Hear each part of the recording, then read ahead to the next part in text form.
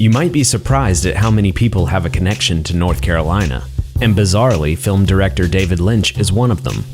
He was both controversial and critically acclaimed. 3 of his films, The Elephant Man, Blue Velvet, and Mulholland Drive, were all nominated for Academy Awards, and he received an Academy Honorary Award in 2019. He also took top prize at the Cannes Film Festival twice for Wild at Heart and Mulholland Drive. He passed away in 2025, leaving behind a legacy of cinema, music, photography, and art that is shocking, bold, and utterly original. This is Carolina Finds.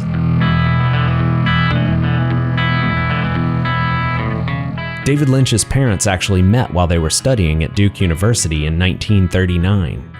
His father, Donald, was a grad student in entomology, and his mother, Sunny, was studying languages.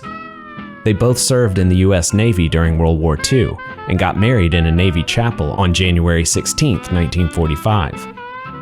A year later, they had settled in Missoula, Montana, where David was born. Donald Lynch got a job as a researcher for the U.S. Department of Agriculture, which required him to move often. The family moved to Spokane, Washington for a few years, and then in 1954 came to Durham, North Carolina. In 2020, during one of his weather reports in Los Angeles, David Lynch recalled, "A memory of standing alone, looking at a beautiful building. It was 1954, and I was on the campus of Duke University in Durham, North Carolina, looking at this beautiful building and feeling the mood of it. I heard a song coming from a nearby radio, and the song was 3 Coins in the Fountain, and I think it was by the 4 Aces, and that music married with that image of the building, and it became a kind of a memory that stuck with me." Lynch, his parents, and brother and sister continued to move around the country, landing in Boise, Idaho, and Alexandria, Virginia.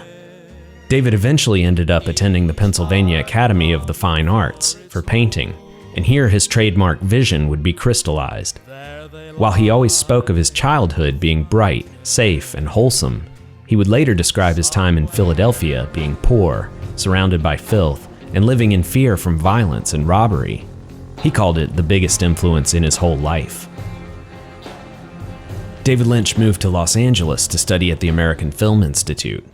He broke through with his cult independent film Eraserhead, which got him the attention of comedy legend Mel Brooks. Brooks nicknamed Lynch Jimmy Stewart from Mars, but he respected his talent and vision.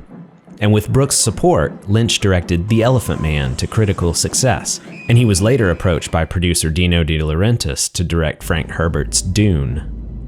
Although Dune was a box office failure, Lynch had earned himself a personal project, and for that he chose Blue Velvet, which he wrote and directed. This film, which many would name a Lynch masterpiece, presented a stark contrast between the clean-cut, wholesome world of the 1950s in which Lynch grew up in, and the dark, harsher, violent world of the 1970s. Thank you, Raymond. Lynch returned to North Carolina in 1985 to shoot Blue Velvet. The story takes place in a fictionalized version of Lumberton, but filming actually took place in and around nearby Wilmington. Much of Blue Velvet was shot at the then-new EUE Screen Gems studio, and it was the success of the film that helped establish Screen Gems as a hub of film production through the 90s and 2000s. Some of the locals got excited about a movie filming in their hometown. One day, a number of Wilmington's residents showed up to a neighborhood location with picnic baskets and blankets. This was against the wishes of Lynch and actor Isabella Rossellini. The locals didn't know Lynch, they didn't know what the film was about or what was being filmed that day.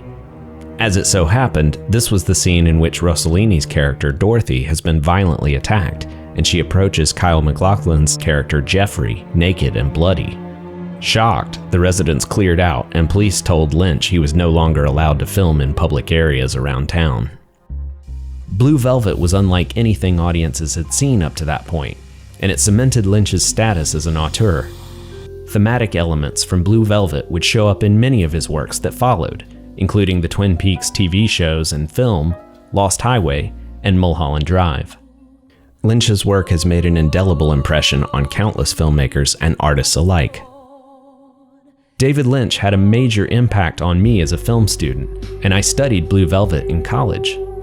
His films and TV shows are justifiably considered bizarre, but they explore the darkest areas of the human psyche, so it sort of makes sense that they don't exactly make sense.